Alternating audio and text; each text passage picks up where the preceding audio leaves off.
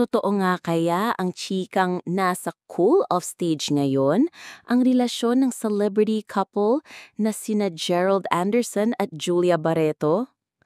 Yan ang mainit na pinag-uusapan ngayon sa apat na sulok ng kashowbizan, lalo kapansin-pansin na hindi na sila gaanong nagpo-post ng kanilang mga ganap sa social media. Isa ang isyong ito sa napag-usapan sa Showbiz Updates YouTube blog ng talent manager at content creator na si Ogie Diaz, kung saan nabanggit nga na nasa cool-off stage nga ang magjowa. Gaano katotoo? Itatanong na rin natin kasi syempre ayaw naming maniwala. Lalo na ako ayaw ko maniwala.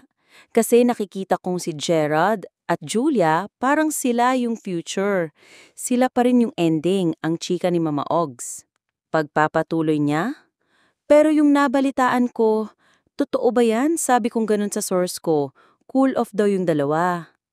Ayon kay Mama Ogs, parang mahirap naman daw paniwalaan ang chika dahil nakikita naman daw niya sina Gerald at Julia na nagtatrabaho ng magkasabay sa longest-running noontime show na 8 Bulaga sa TV5.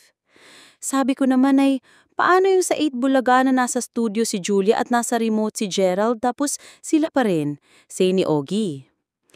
Inusisa raw niya sa kanyang kausap kung bakit nag-cool off ang dalawa. Ang sagot daw nito ay meron umanong third party involved.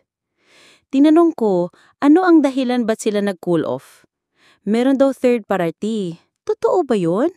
May third party daw? Ang takang-takang tanong ni Ogie. Pagpapatuloy niya, pero ang nakarating sa akin, mahal na mahal ni Julia si Gerald despite the issue. Anyway, iiwan natin sa kanila yan. Hindi po yan kumpirmado. Naibalita lamang yan sa akin. Parang naghihintay lang daw ng sign si Julia kasi kapag sila na ulit, kailangan kasal na. Ang pahayag pa ni Mama Ogs.